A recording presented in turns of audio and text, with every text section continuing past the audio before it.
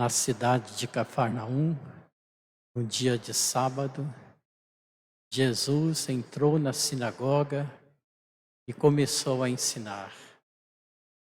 Era o costume de Jesus frequentar a comunidade de fé. A diferença é que os mestres da lei, em sua pregação para conquistar a autoridade junto aos seus ouvintes, eles citavam rabinos famosos, um rabino conhecido, outro, às vezes até 3 rabinos. É por esta citação que eles conseguiam ter autoridade na pregação que realizavam. A pregação de Jesus é diferenciada, porque ele é o mestre. Ele não só fez o exorcismo, espantar o espírito mal da vida daquele homem que era aturdido por aquela situação, mas ele é o mestre que ensinava com autoridade. A postura dele ao tirar aquele espírito mal, dominava aquela pessoa, ainda fez com que se confirmasse ainda mais a sua autoridade de Messias e Salvador. Todos ficaram admirados, como que ele mandava até nos espíritos maus, e os espíritos maus o obedeciam. Jesus cumpre a profecia que nós ouvimos no livro do Deuteronômio, quando Moisés diz assim: virá um profeta que vai anunciar com toda a autoridade o reino de Deus, vai estabelecer a paz. Tantas outras passagens do Antigo Testamento prefiguram a missão de Jesus. No livro do profeta Isaías, no capítulo 40, versículos 1 e 2, vem a descrição: consolai, consolai Jerusalém, pois aquele que vem vos trazer a paz já está em vosso meio. Tantos séculos antes, o profeta Isaías aponta para a chegada messiânica de Jesus. Nós todos, queridos irmãos e irmãs, somos chamados a acolher na nossa fé a autoridade do Cristo, que nos livra de todos os males, e nos orienta e alimenta a nossa fé. Interessante que Jesus mesmo afirmou: eu voltarei ao Pai para que possa ser enviado a vós o outro Consolador. Ele mesmo se identifica como o Consolador. Não é à toa que ele vai morar em Cafarnaum, uma cidade que fazia parte da rota dos viajantes daquela época, tão movimentada como era Cafarnaum, mas com um significado muito expressivo. Em hebraico, esta palavra Cafarnaum significa cidade da consolação. É ali que vai habitar o Consolador, aquele que vem nos trazer a paz, vem reconstruir a paz, redimindo a humanidade toda. Ele nos orienta para que a paz que ele vem trazer seja fruto também da nossa interatividade, nossa participação.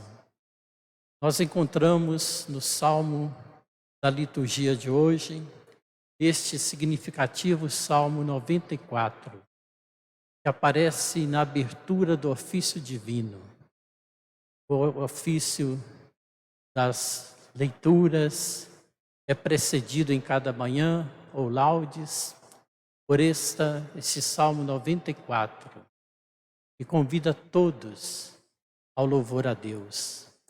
É um salmo tão expressivo que nos convida a não fechar o nosso coração, mas ouvir a voz do Senhor. Não fechar os nossos corações como o povo que foi resgatado da escravidão egípcia e que endureceu seu coração, queixando-se com toda frequência contra Deus. O Senhor nos tirou do Egito para nos matar de fome aqui no deserto. Deus manda o maná. Em outra ocasião, o Senhor nos tirou do Egito para nos matar de sede aqui nesse deserto árido. E Deus ordena a Moisés tocar com o seu cajado no rochedo e dali brota água para saciar a sede daquela multidão, daquele povo que caminhava em direção à terra prometida. Por isso, para que a nossa vida seja a sinagoga onde habita o Senhor, para que a nossa vida seja a Cafarnaum, a cidade da consolação, onde abriga o Senhor que nos orienta, mas que nos consola também. Santo Agostinho afirmou: nós vivemos entre as tribulações deste mundo e as consolações de Deus. Dom Luciano traduziu numa frase bem popular: Deus sempre mistura alegria no meio do nosso sofrimento. O salmista nos faz um convite por conta dessa presença de Deus em nossas vidas, sem nos abandonar jamais, para o louvor.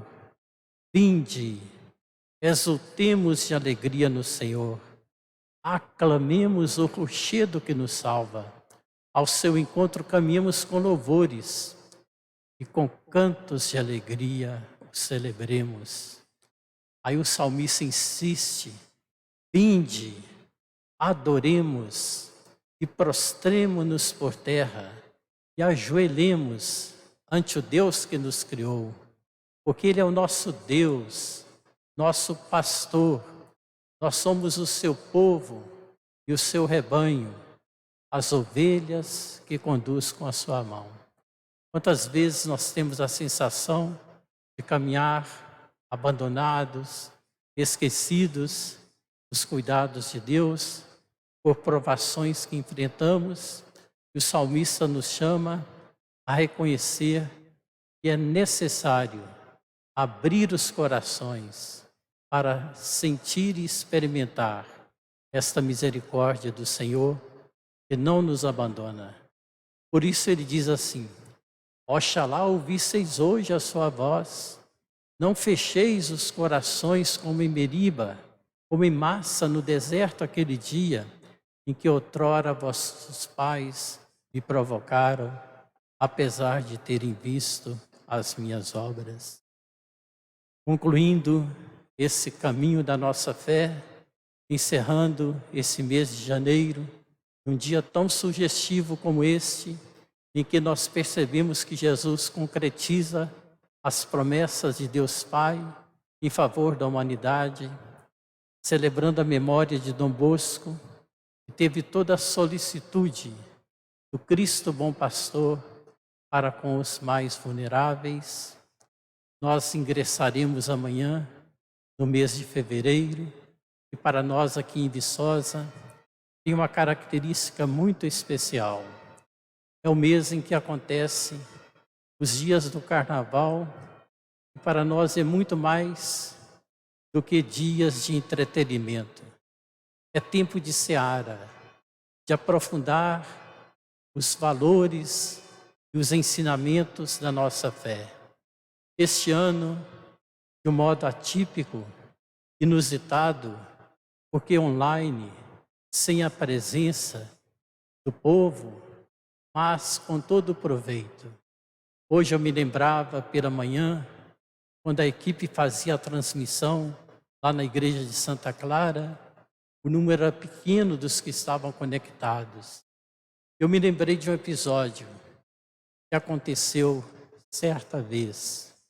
Era um domingo, Dia das Mães. Aquela mãe levantou-se mais cedo. Os filhos, 2 filhos, moravam em cidades distantes, eram oficiais das Forças Armadas, vieram com as suas famílias para passar o Dia das Mães. E a mãe, no seu cuidado materno, logo cedinho, ao preparar a mesa do café, ela foi colocar um disco, ainda no tempo do disco de vinil, no som da sala. E ao ligar o aparelho para preparar a música que ela ia deixar como som ambiente, o som estava sintonizado na rádio. E ela escutou da missa esta frase que a deixou impactada. Quem sabe você não é esta ovelha perdida que Jesus está procurando. Ela ficou pasma. Ela tinha estudado no convento, ia ser freira, deixou o convento, constituiu a sua família com tanta honradez e dignidade, mas afastou-se da igreja. E eram anos a fio já daquele afastamento. Ela continuou ouvindo aquela homilia e depois veio partilhar comigo. Ela nem me conhecia, porque ela não participava da igreja, mas ela disse que foi tocada por aquela palavra. E a sequência da reflexão fez com que ela voltasse e pôde viver muitos anos ainda. Agora ela já faleceu, mas teve um desfecho tão edificante junto com a sua família, participando da vida da comunidade. Desculpe-me por me alongar, mas é só para dizer, o Seara Online tem esses resultados e tantos outros. Não somos nós que vamos colher, nós vamos semear e Deus vai colher a seu tempo. Por isso, evitemos nossos esforços, todo o nosso empenho, para que tudo se realize, segundo o coração e a vontade de nosso Deus. Tudo que depender da nossa parte, vamos nos empenhar, para que Deus realize o absoluto da eficácia que corre por conta dele. Louvado seja nosso Senhor Jesus Cristo.